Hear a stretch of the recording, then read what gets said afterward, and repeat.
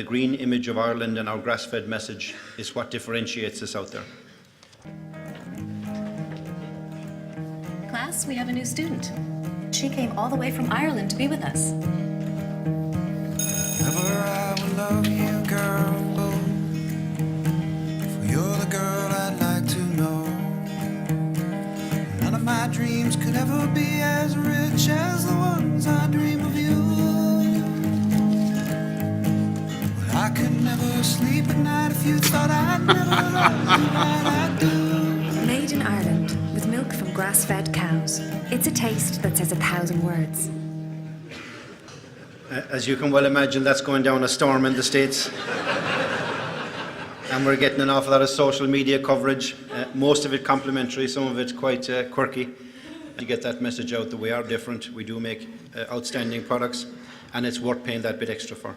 Water crisis is looming, and I'm actually raising the question, are we sleepwalking into a water crisis?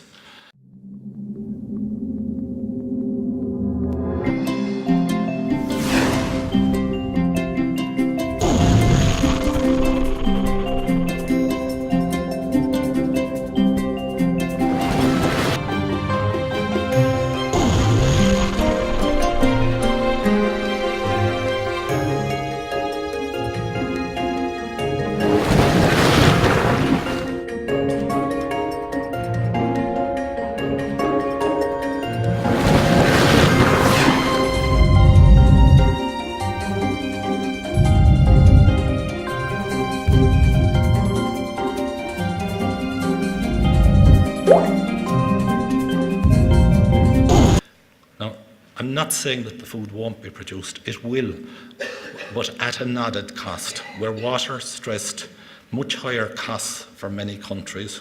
The future, transporting feed thousands of miles, a reality for a growing number of farmers, a reality for a growing number of countries, hugely adds to the costs of production. I suppose the importance of doing a cash flow budget, the importance of managing it, it's equally as important as measuring your grass and milking the cows. And I suppose it's maybe something that we don't pay enough attention to. So I suppose the message I just want to get across is it's important to do a budget, it's important to manage it. And particularly in the times that we're in where we're expanding fairly rapidly and we're living with price volatility, as we've heard earlier on. Went on a different angle to a certain extent.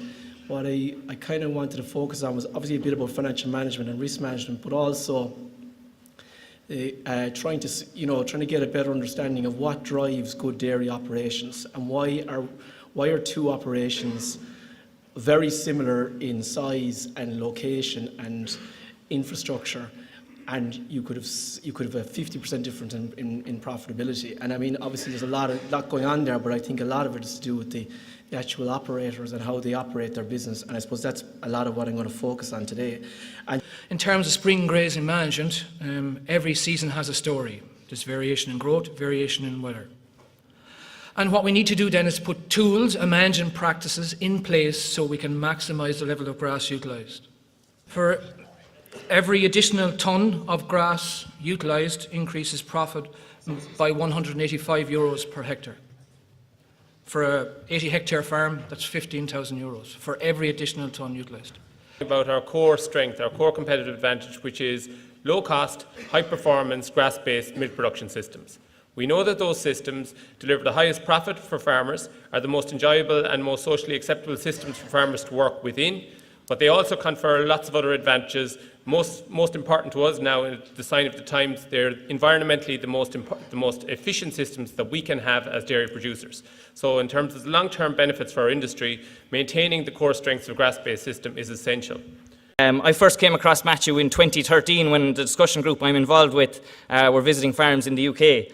And we met what I describe as a guy who was farm managing at the time but had his own stock at that stage, seemed really determined, really enthusiastic, really motivated, and I'm delighted to see him where he is 3 years later, and I'm really looking forward to his paper. So, Matthew?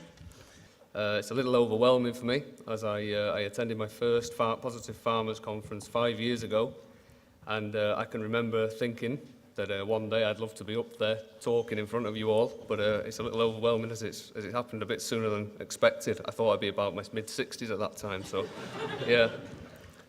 So I'm here. Me and Mary never had any spare money whatsoever, and this was always the driver, and I constantly wanted the challenge of just making ends meet. The thought of complacency was an absolute no-go area. I personally feel very positive towards the future for dairy farming. And my advice to new entrants would be to explore all possibilities before making the right choice. And I use choice as the key word.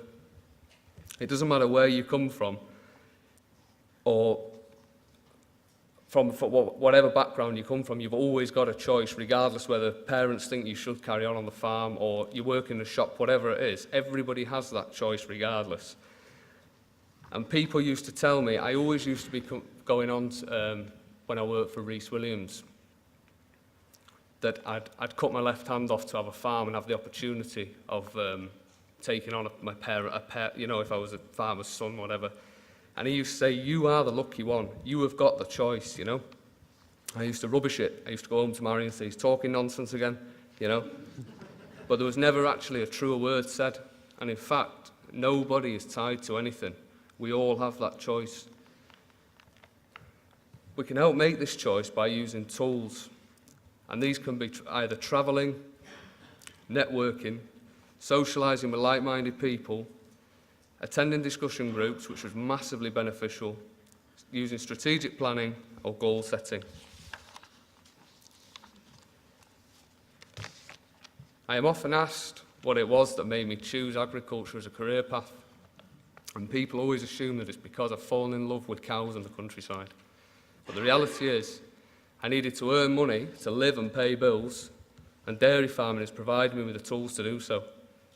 We all want to better ourselves, and in order to succeed, we need a solid foundation of people and expertise in order to grow.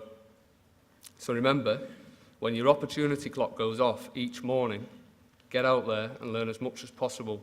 Good luck, and thank you for listening.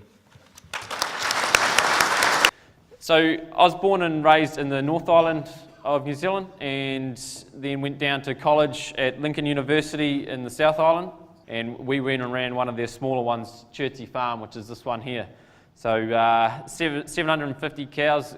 I don't know how old I was there, but 23. I probably still looked 15. So it was a big challenge, and one I really didn't want to stuff up. And that probably echoes Matthew's point of making sure that you know, the barrier is making sure you're leveraging off ability, because I didn't want to stuff it up on my first go. So when we went there, things crashed, so luckily I didn't own the business then. So, but there was a huge drive to push cost of production down, which suited me fine. But there's all the key things that drive profitability, and you've seen it already today. But operating expenses. So the red line, the red dot up there is roughly where we operate.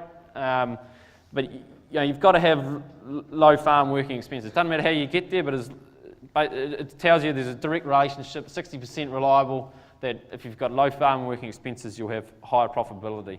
The same pasture harvested, we've seen that slide already. This is just the Dairy NZ data from New Zealand on that. And you know, we actually probably don't actually do as good a job as we should. Canterbury, which I thought I was doing a reasonable job, and I was talking to somewhere one day, and they were wondering, you know, that's a lot of cows. And Mike was kind enough to explain to them that Canterbury is the easiest place in the world to farm cows, which seemed to belittle me a little bit. That I thought I was doing a pretty good job until Mike pointed out that any fool could do it. So yeah. So we've actually got a bit of room for improvement there, but I guess that's what keeps us going. So sustainable that actually is. Sure. It's not sustainable if we don't see an increase in farm incomes. We have a saying in our business, Justin, that volume is vanity, profit is sanity. And I think what we're trying to do is build international markets for the long haul. There will be times like we've had in 16 when farmer milk price returns from those markets will be no better than the mid-20s. Unfortunately, we'll have years like that. We're hopeful that we're entering into a phase next year, as we're in 2017, where the returns to dairy farmers, and that's all I can comment on, certainly will be in excess of 30 cents a litre. So I think what we have to do in international markets is continue to build the markets, grow the positions, and be ready for the future when the milk price is more acceptable. One comment will say that as somebody who spends a couple of months in the middle of America, the middle of nowhere, I will say that probably the longer term significance of, will say that becoming the premium brand, which I think we are, the long term significance of that is, will say that butter actually is a premium product. Irish butter is a premium product. When you actually taste the awful stuff they call butter in the States, the home produced stuff, we'll say there's an enormous opportunity. Now, it's a slow burner in the sense it'll grow slowly, but taking over 10 or 15 years, this, I believe, will be huge.